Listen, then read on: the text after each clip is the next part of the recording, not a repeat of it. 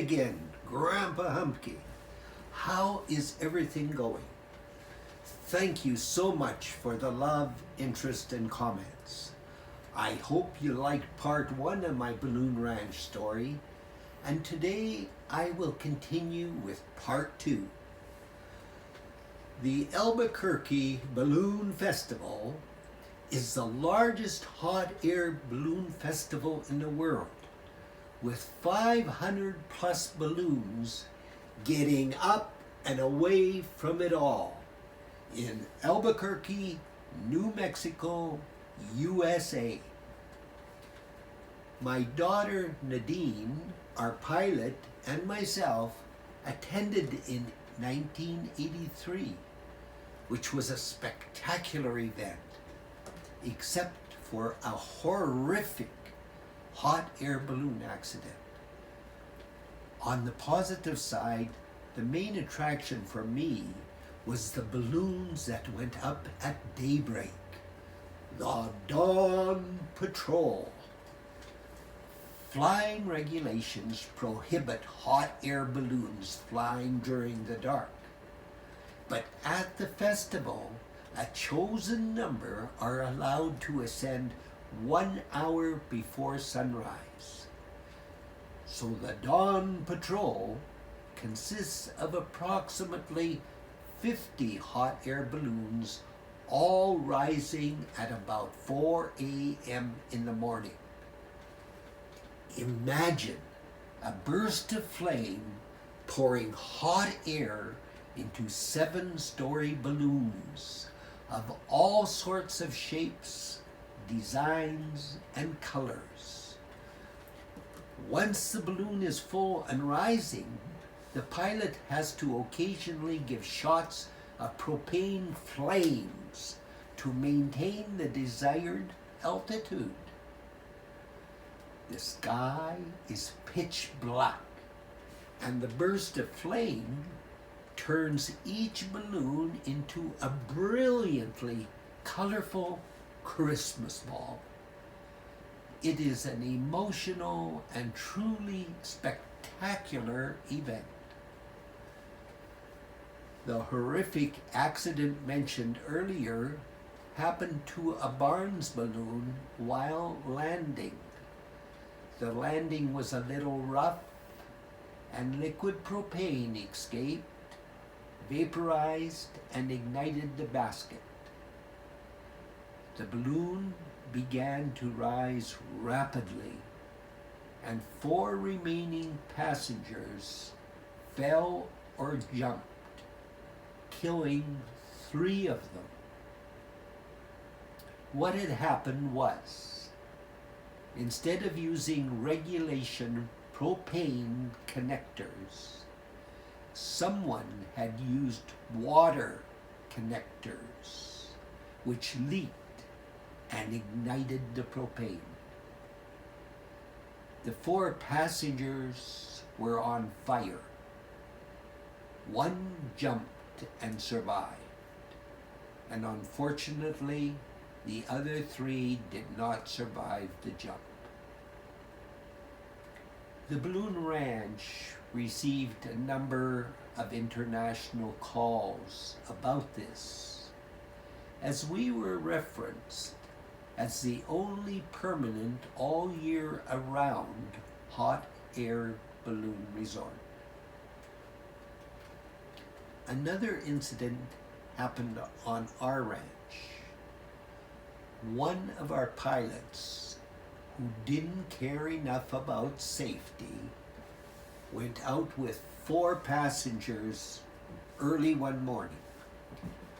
My youngest daughter, Naomi, was washing dishes and looked out the window to see our balloon standing still in the air about a half a mile away.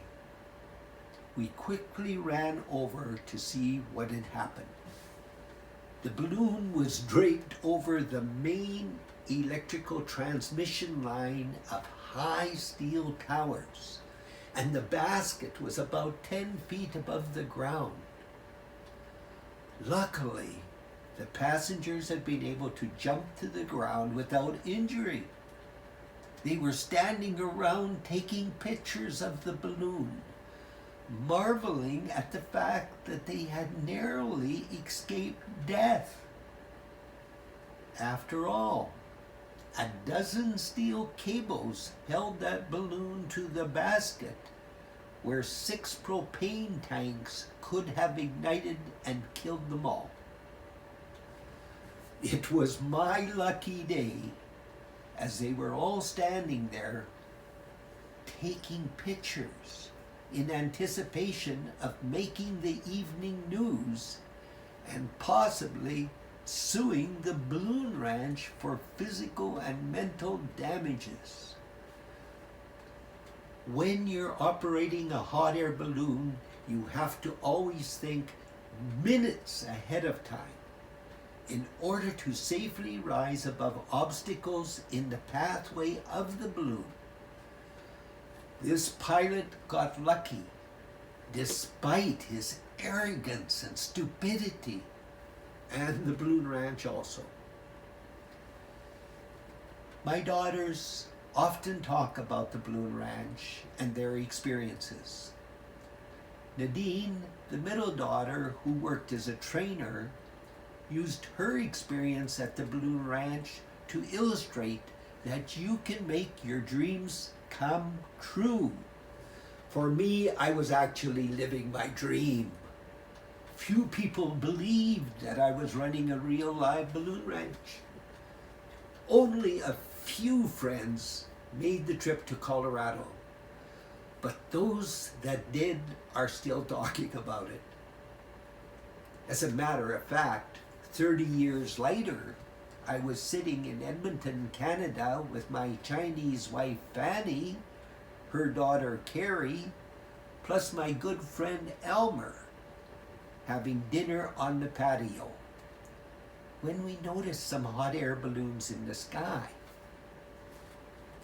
Elmer told Fanny, "Yeah, Roger had hot air balloons just like those, once upon a time." He continued talking with her, but after told me, "Your wife doesn't believe me." I said, "I know, she doesn't believe me either." Individuals have a hard time believing that I ran a hot air balloon ranch and flew them myself. I could have told them I had rows of balloons with helium in them sticking out of the ground, and they would have believed it. Rattlesnakes were one of our more dangerous attractions, and we had plenty of them hiding under the lodge's large porch. We killed them with a spade or hoe while maintaining a safe distance. They were stored in individual plastic containers in the fridge, awaiting to be made into rattlesnake belts for our staff. One day, Kathy was looking for a snack and opened one of the containers. The dead snake inside made a rattling sound. She dropped the container and ran, screaming for her life. As you can tell, there was never a dull moment at the balloon ranch. High drama and adventures galore. Time to go now, but I'll be back next Tuesday with the final episode of the balloon ranch. How justice was served and living with integrity saved the day. I hope you all have a nice week and stay safe. Bye-bye.